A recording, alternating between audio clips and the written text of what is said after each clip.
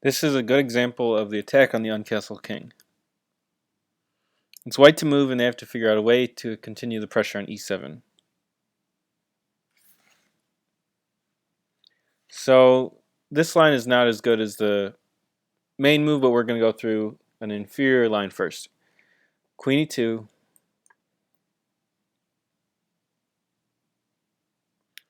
So the idea of queen e2 is just to try to keep pressure on the pin.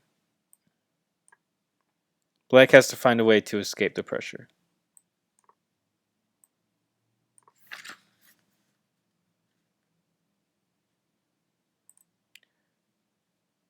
If queen takes, then something like queen b5 looks effective, like it wins a pawn. So knight takes.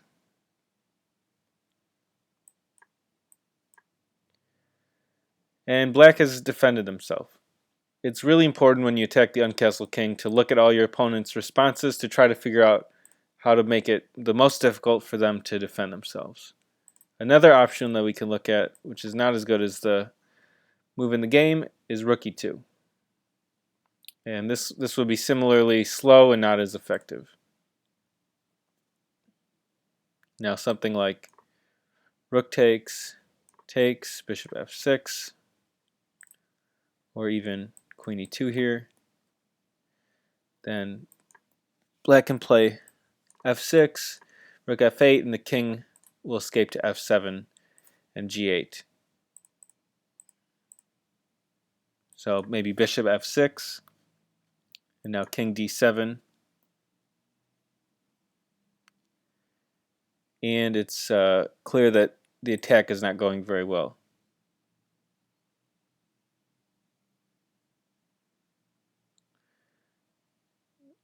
Sorry, bishop. I meant bishop f6.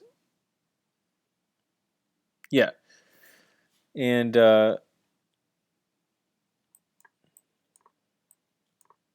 black is doing fine here. I think black's probably better off. So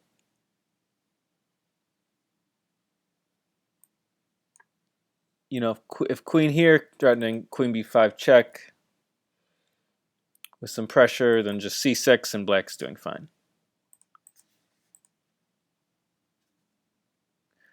So that's why the best move here is bishop f6, exclam.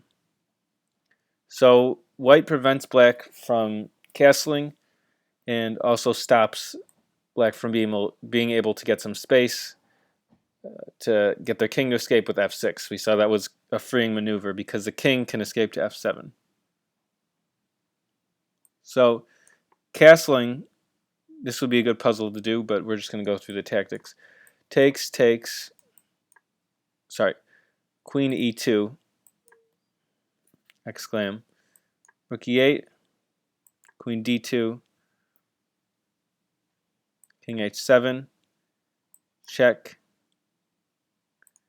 king g8, knight e6, takes, queen h6, knight f5, and now simply queen takes, check, and take the queen.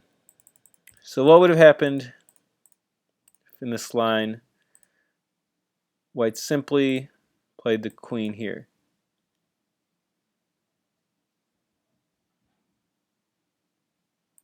King h7, knight g5 check, king g8, knight e6, takes, and we see that queen h6 doesn't work. So it's important to be able to see nuances like the fact that if you get the rook to come out now after this line, our bishop is no longer hanging, and this is a forced win.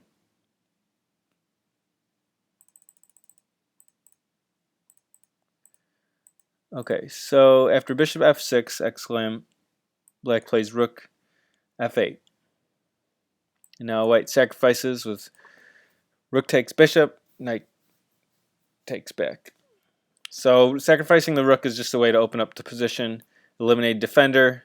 This rook's going to be coming in the game soon. So queen e2, queen to d7. One other line we can look at is if king to d7, you can play rook e1, rook e8, check here, queen c4, d5, queen e2. It's important just to keep the pressure and don't let them escape. Now knight e5 check, and white wins. So king's got to retreat, and now there's no way to save the knight because the queen's being attacked. Say here, and takes.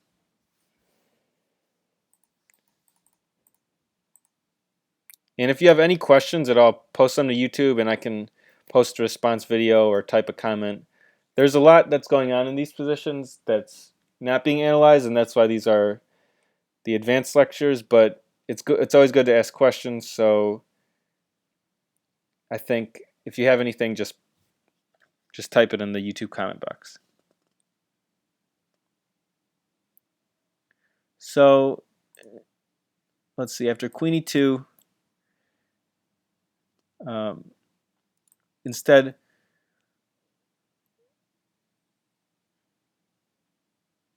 I'm sorry, not at this point.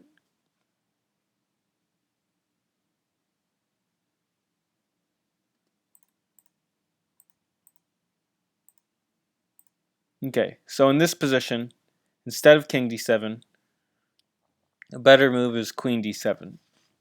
So now rook e1, queen e6, check, c6, and black loses. So actually neither of these defenses work. So it's just important in this example to see how you gotta restrain your opponent, and you can use sacrifices to open up the position, but it's good to just see these examples and kind of just get them in your head.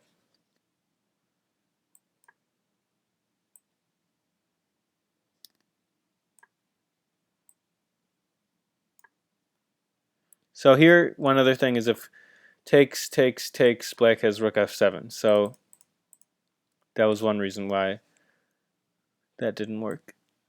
Check, here, takes.